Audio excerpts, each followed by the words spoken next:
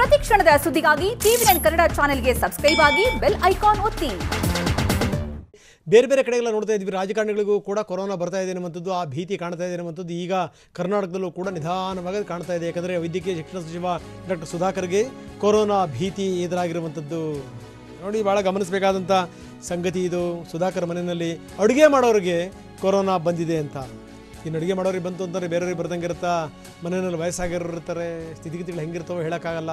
ಅಡುಗೆ ಮಾಡೋರಿಗೆ ಕೊರೋನಾ ಸೋಂಕು ದೃಢಪಟ್ಟಿದೆ. ಹೀಗಾಗಿ ಕೋವಿಡ್ ಟೆಸ್ಟ್ ಮಾಡಿಸ್ಕೊಳ್ತಾ ಇದ್ದಾರೆ ಸಚಿವ ಸುಧಾಕರ್. ಬಹುಶಃ ಏನು ಅಂದರೆ ಎಲ್ಲಿ ಬಂದಿದೆಯೋ ಕೋವಿಡ್ ಅನ್ನುವಂಥ ಭಯ ಭೀತಿ ಕೂಡ ಅವ್ರನ್ನ ಕಾಡ್ತಾ ಇದೆ. ಮನೆಯಲ್ಲಿ 82 ವರ್ಷದ ತಂದೆ ಇದ್ದಾರೆ, ಚಿಕ್ಕ ಮಕ್ಕಳಿದ್ದಾರೆ. ಸೊ ಹೀಗಾಗಿ ಅವ್ರಿಗೂ ಕೂಡ ಭಯ ಭೀತಿ ಇದ್ದೇ ಇದೆ. ಎಲ್ಲರೂ ಕೂಡ ಕೋವಿಡ್ ಟೆಸ್ಟನ್ನು ಮಾಡಿಸ್ಕೊತಾ ಇದ್ದೀವಿ ಅನ್ನುವಂಥ ಮಾತನ್ನು ಸ್ವತಃ ಸುಧಾಕರ್ ಅವರು ಹೇಳಿರುವಂಥದ್ದು. ಟಿವಿ9ಗೆ ವೈದ್ಯಕೀಯ ಶಿಕ್ಷಣ ಸಚಿವ ಡಾಕ್ಟರ್ ಕೆ ಸುಧಾಕರ್ ಹೇಳಿಕೆಯನ್ನು ಕೊಟ್ಟಿದ್ದಾರೆ. ಮನೆಯಲ್ಲಿ ವಯಸ್ಸಾಗಿರುವಂಥ ಫಾದರ್ ಇದ್ದಾರೆ, ಸೊ ಹಿಂಗಾಗಿ ಮಕ್ಕಳುಗಳಿದ್ದಾರೆ. ಹಾಗಾಗಿ ನಾವು ಕೂಡ ಚಿಕಿತ್ಸೆಗೆ ಒಳಪಡ್ತಾ ಇದ್ದೀವಿ. ವೈದ್ಯಕೀಯ ಶಿಕ್ಷಣ ಸಚಿವ ಕೆ ಸುಧಾಕರ್ ತಂದೆಗೂ ಕೂಡ ಅನಾರೋಗ್ಯ ಈಗ ಕಾಡ್ತಾ ಇದೆ. ಜ್ವರ ಹಾಗೂ ಕೆಮ್ಮಿನಿಂದ ಬಳಲ್ತಾ ಇದ್ದಾರೆ, ಆಸ್ಪತ್ರೆಗೆ ದಾಖಲಾಗಿದ್ದಾರೆ. ಅಂದರೆ ಅವ್ರಿಗೂ ಕೂಡ ಏನಾದರೂ ಪಾಸಿಟಿವ್ ಇದೆಯಾ ಅನ್ನುವಂಥ ಅನುಮಾನ ಕೂಡ ಈಗ ಸೃಷ್ಟಿ ಆಗಿರುವಂಥದ್ದು. ಸೊ ಆಸ್ಪತ್ರೆಯಲ್ಲಿ ಸಚಿವ ಸುಧಾಕರ್ ನನ್ನ ತಂದೆ ಗುಣಮುಖರಾಗಲಿ ಅಂತ ಹಾರೈಸುವಂತೆ ಸುಧಾಕರ್ ಟ್ವೀಟ್ ಮಾಡಿದ್ದಾರೆ. ಜೊತೆಗೆ ನೋಡಿದ್ರೆ ನಾವೆಲ್ಲರೂ ಕೂಡ ನಾವು ಈಗ ಟೆಸ್ಟ್ ಮಾಡಿಸ್ಕೊಳ್ತಾ ಇದ್ದೀವಿ ಅನ್ನುವಂಥ ಮಾತನ್ನು ಹೇಳಿದ್ದಾರೆ. ಅಡುಗೆಯವನಿಗೆ ಬಂದಿದೆ, ಅಡುಗೆಯವನಿಂದ ಬೇರೆಯವ್ರಿಗೂ ಕೂಡ ಬಂದಿರಬಹುದು ಅನ್ನುವಂಥದ್ದು. 82 ವರ್ಷ ವಯಸ್ಸಿನವ್ರಿಗೆ ಈ ರೀತಿ ಏನಾದರೂ ಕೊರೋನಾ ಗಿರೋನ ಬಂದುಬಿಟ್ರೆ ಬಹಳ ಕಷ್ಟ ಆಗುತ್ತೆ. ಅದು ಸ್ವತಃ ವೈದ್ಯರು ಆಗಿರುವಂಥ ಡಾಕ್ಟರ್ ಸುಧಾಕರ್ ಅವರಿಗೆ ಗೊತ್ತಿದೆ. ಸೊ ಹೀಗಾಗಿ ಜ್ವರ ಮತ್ತು ಕೆಮ್ಮಿನಿಂದ ಬಳಲ್ತಾ ಇದ್ದಾರೆ, ಜ್ವರ ಹಾಗೂ ಕೆಮ್ಮಿನಿಂದ ಬಳಲ್ತಾ ಇದ್ದಾರೆ. ಸೊ ಹೀಗಾಗಿ ಆಸ್ಪತ್ರೆಗೂ ಕೂಡ ದಾಖಲಾಗಿದ್ದಾರೆ. ಸ್ವತಃ ಅವರೇ ಟ್ವೀಟ್ ಮಾಡಿರುವಂಥದ್ದು, ನನ್ನ ತಂದೆ ಹುಷಾರಿಲ್ಲ ಅಂತ. 82 ವರ್ಷದ ನನ್ನ ತಂದೆ ಆಸ್ಪತ್ರೆಗೆ ಅಡ್ಮಿಟ್ ಆಗಿದ್ದಾರೆ, ಅವರಿಗೆ ಫೀವರ್ ಮತ್ತು ಕಾಫ್ ಇದೆ ಅಂತ ಅವ್ರು ಟ್ವೀಟ್ ಮಾಡಿದ್ದಾರೆ.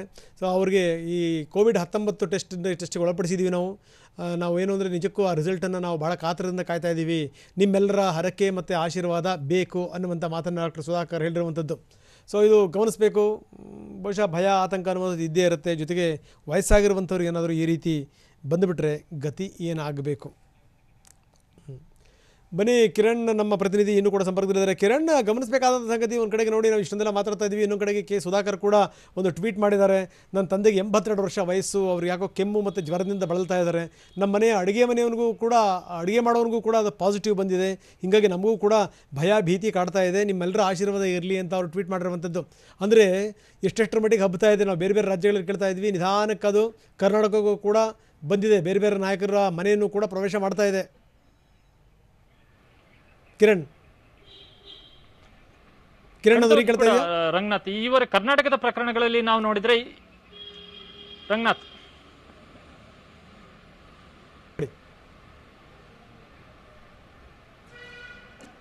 ಕಂಟಿನ್ಯೂ ಮಾಡಿ ಕಿರಣ್. ಈಗ ನಾವು ನೋಡ್ತಾ ಇದ್ವಿ, ಸುಧಾಕರ್ ಅವರ ತಂದೆ ಹುಷಾರಿಲ್ಲ ಅಂತೇಳಿ ಆಸ್ಪತ್ರೆಗೆ ಅಡ್ಮಿಟ್ ಮಾಡ್ಯಾರ ಅನ್ನುವಂಥ ಮಾತನ್ನು ಸ್ವತಃ ಸುಧಾಕರ್ ಅವರು ಟ್ವೀಟ್ ಮಾಡಿದ್ದಾರೆ. ನಿಮ್ಮೆಲ್ಲರ ಆಶೀರ್ವಾದ ಇರಲಿ ಅನ್ನುವಂಥದ್ದು. 82 ವರ್ಷ ವಯಸ್ಸಾಗಿದೆ ಅವರಿಗೆ, ಜ್ವರ ಮತ್ತು ಕೆಮ್ಮಿನಿಂದ ಬಳಲ್ತಾ ಇದ್ದಾರೆ ಅನ್ನುವಂಥ ಮಾತನ್ನು ಹೇಳಿದ್ದಾರೆ. ಜೊತೆಗೆ ನೋಡ್ತಾರೆ, ಜೊತೆಗೆ ಮನೆಯವರೆಲ್ಲರೂ ಕೂಡ ನಾವು ಕೋವಿಡ್ ಟೆಸ್ಟಿಗೆ ಒಳಪಡ್ತಾ ಇದ್ದೀವಿ ಅನ್ನುವಂಥ ಮಾತನ್ನು ಕೂಡ ಹೇಳಿದ್ದಾರೆ. ಅಂದರೆ ಈ ಬೇರೆ ಬೇರೆ ರಾಜ್ಯಗಳಲ್ಲಿ ನಾವು ನೋಡ್ತಾ ಇದ್ದೀವಿ, ಈಗ ನಮ್ಮ ರಾಜ್ಯದಲ್ಲೂ ಕೂಡ ನಾಯಕರ ಮನೆಯನ್ನು ಕೂಡ ಕೊರೋನಾ ಪ್ರವೇಶ ಮಾಡ್ತಾ ಇದೆ. ಏನಂತೀರಿ ಕಿರಣ್? ಖಂಡಿತವಾಗಿ ಕೂಡ ಬೇರೆ ರಾಜ್ಯಗಳಲ್ಲಿ ನೇರವಾಗಿ ರಾಜಕಾರಣಿಗಳು ಕೋವಿಡ್ನ ಭೀತಿಗೊಳಗಾಗಿದ್ದಂತನ ಬಹಳ ಹತ್ತಿರದಿಂದ ಭೀತಿಗೊಳಗಾಗಿದ್ದನ್ನು ನಾವು ಗಮನಿಸಿದ್ದೇವೆ. ಆದರೆ ಕರ್ನಾಟಕದ ಪ್ರಕರಣಗಳಿಗೆ ನೋಡಿದ್ರೆ ಈವರೆಗೆ ಯಾವ ರಾಜಕಾರಣಿಗಳು ಕೂಡ ಇಷ್ಟು ಹತ್ತಿರದ ಭೀತಿ ಉಂಟಾಗಿರಲಿಲ್ಲ.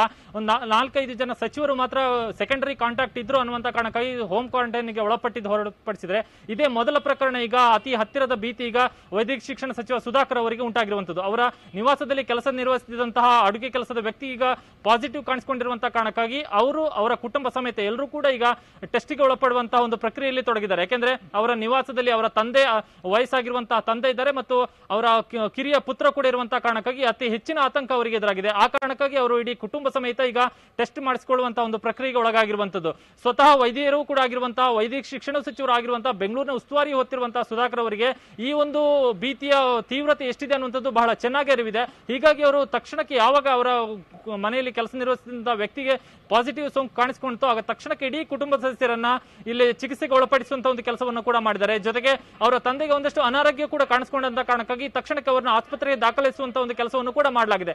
ಬಹಳಷ್ಟು ಪ್ರಕರಣಗಳು ಈ ಬೇರೆ ರಾಜ್ಯಗಳಲ್ಲಿ ವರದಿಯಾಗಿದ್ರು ಕೂಡ ಕರ್ನಾಟಕದಲ್ಲಿ ಈವರೆಗೆ ಎಲ್ಲೂ ಕೂಡ ಯಾವುದೇ ರಾಜಕಾರಣಿಗಳಿಗೆ ಸಚಿವರುಗಳಿಗೆ ಅತಿ ಹತ್ತಿರದಿಂದ ಸೋಂಕಿನ ಭೀತಿ ಎದುರಾಗಿರಲಿಲ್ಲ. ಆದ್ರೆ ಇದೀಗ ಮೊದಲ ಪ್ರಕರಣದಲ್ಲಿ ವೈದ್ಯಕೀಯ ಶಿಕ್ಷಣ ಸಚಿವ ಸುಧಾಕರ್ ಅವರಿಗೆ ಹತ್ತಿರದಲ್ಲಿ ಈಗ ಭೀತಿ ಎದುರಾಗಿದೆ. ಆ ಕಾರಣಕ್ಕಾಗಿ ಅವರು ಸೂಕ್ತವಾಗಿ ತೆಗೆದುಕೊಳ್ಳಬೇಕಾಗಿರುವಂತಹ ಮುನ್ನೆಚ್ಚರಿಕಾ ಕ್ರಮಗಳು ಏನೇನಿದೆ ಅದೆಲ್ಲವನ್ನು ಕೂಡ ಅವರು ತೆಗೆದುಕೊಂಡಿದ್ದಾರೆ. ಆ ಕಾರಣಕ್ಕಾಗಿ ಈಗ ಅವರು ಇವತ್ತು ಮುಖ್ಯಮಂತ್ರಿಗಳ ಅಧ್ಯಕ್ಷತೆಯಲ್ಲಿ ನಡೆದ ಬೆಂಗಳೂರಿನ ಕೋವಿಡ್ ಕುರಿತಾದಂತಹ ನಿಯಂತ್ರಣ ಸಭೆಗೂ ಕೂಡ ಗೈರಾಗಿದ್ರು ಅನ್ನುವಂತಹ ಮಾಹಿತಿಗಳು ಕೂಡ ಸಿಗ್ತಾ ಇದೆ. ತಮ್ಮ ಮನೆಯಲ್ಲಿ ಕೆಲಸ ನಿರ್ವಹಿಸಿದ ವ್ಯಕ್ತಿಗೆ ಸೋಂಕು ತಗುಲಿರುವುದನ್ನು ಸ್ವತಃ ಅವರೇ ಟ್ವೀಟ್ ಮಾಡಿ ಈಗ ಸುಧಾಕರ್ ಅವರು ಬಹಿರಂಗಪಡಿಸಿದ್ದಾರೆ. ಜೊತೆಗೆ ತಾವು ಕುಟುಂಬ ಸಮೇತ ಟೆಸ್ಟ್ಗೆ ಒಳಪಡುತ್ತಿರುವುದನ್ನ ಮತ್ತು ಅವರ ತಂದೆಯನ್ನು ಆಸ್ಪತ್ರೆಗೆ ದಾಖಲಿಸಿರುವಂತಹ ವಿಚಾರವನ್ನು ಕೂಡ ಟ್ವೀಟ್ ಮೂಲಕ ಸ್ವತಃ ಸಚಿವರೇ ಬಹಿರಂಗಪಡಿಸಿದ್ದಾರೆ. ರಂಗನಾಥ್. ಓಕೆ ಕಿರಣ್, ತಮ್ಮೆಲ್ಲ ಮಾಹಿತಿಗೆ ಧನ್ಯವಾದಗಳು.